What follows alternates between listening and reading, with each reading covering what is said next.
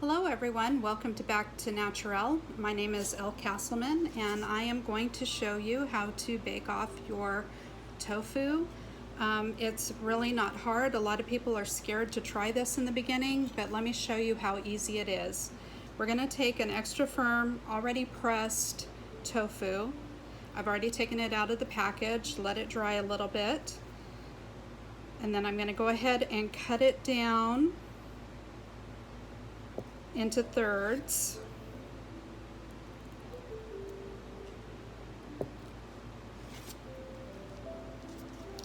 And then to try to get my cutting correct and as close to uniform as possible, I cut it down the center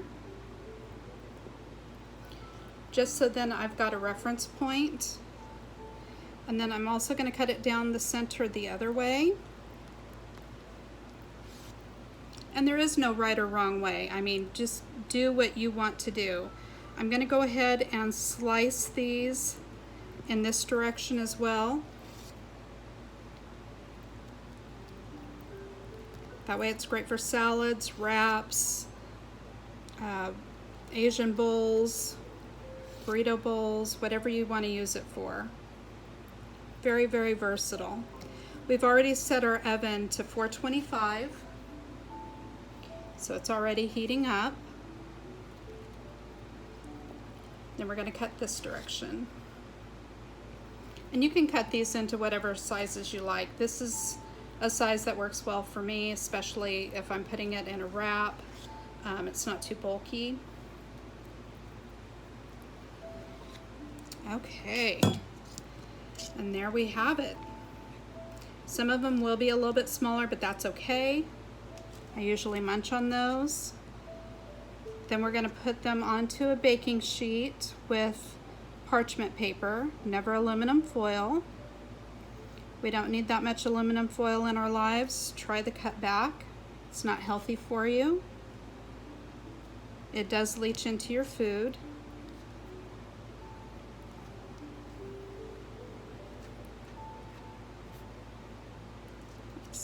Let me trade places here so you can see what I'm doing.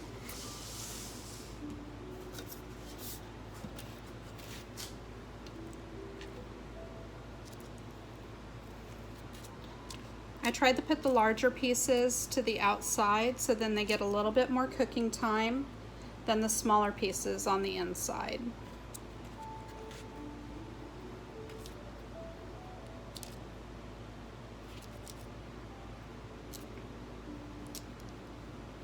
Don't be afraid to try this at home. Very, very simple. Do not fear the tofu.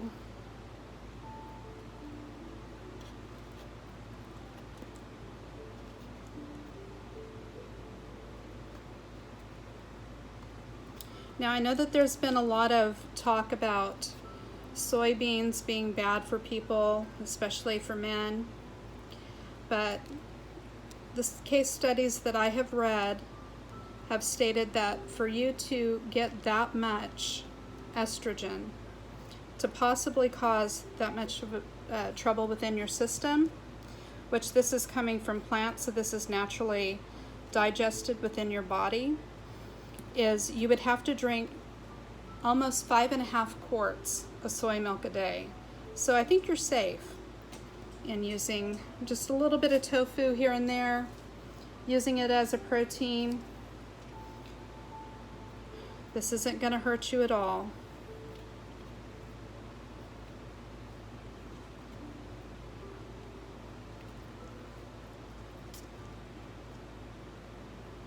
Definitely a lot better than having animal products. It's kinder, more compassionate. Also, you have the fact that you're being a little bit more environmentally friendly, and you're not taking away food from other people, so then the grain can go to the animals. Farmland is dedicated to growing grain for animals instead of for people in some third world countries. So when you're doing stuff like that, you're contributing also to that. They're watching that food grow, but yet they can't consume it. I mean, how heartless is that?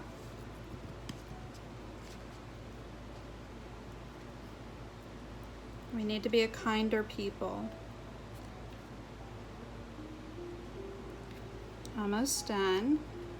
Start thinking about what seasonings you would like to put on this. Like I said, there's no right or wrong way. You can put your favorite seasonings on there. You can put, if you're doing burrito bowls, you can use even like a taco seasoning. I prefer to make my own because that way I know what's in it. That will be in my cookbook. But today I'm using a house seasoning, which I still use salt. I am oil free, but I don't use, I've really cut back on my salt, and I've also cut back on my sugar, but I still do use the products here and there. Today you'll see me using the seasoning. It's half seasoning salt, half adobo, the garlic seasoning with no pepper. I feel like using half and half of that really has a good flavor, and I actually use less salt doing that. Another great one is that Benzi's Tasty Table. That's a great one. You can get that up on Amazon. Learned that from Chef AJ, and that is a phenomenal seasoning. I also keep lemon juice in a little travel size sprayer. That way I can lightly spritz. I also travel with these too. I'll even take them to a restaurant. That way when I have to order off the sides because we're at a place that isn't vegan friendly, I got some seasoning that will help make things taste a little bit better. And then we're just gonna lightly season or heavily season, whichever your preference is. Like I said, there's no right or wrong way. On the little misting sprayers, I also have one for balsamic vinegar, red wine vinegar, for seasoned rice vinegar, for lime. These work great. Can't say enough about them, and they travel so easily. So this is what I do. I just lightly sprinkle. This one doesn't have any, so I'll just flip it. There we go. Get some on there. And I'm gonna put this in the oven. Normally I do this in the air fryer. If you have an air fryer, you can do this at 400 degrees for 11 minutes. And that comes out slightly toasty on top, but still nice and soft on the inside. To give you a reference point, I'm not sure where you like your tofu. Everybody has a different preference. I'm going to stick this in the oven at 425, and I'm going to check it at 20 minutes, but probably will go 25 to 30 minutes. I'll be back. Okay, so we are back. I stuck this in the oven for 20 minutes at 425, and actually I'm really happy with it. So I'm going to go ahead and leave it as is.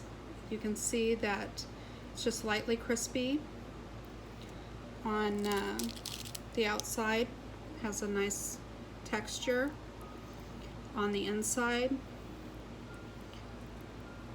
still soft, nice and yummy. Yes, nice and yummy.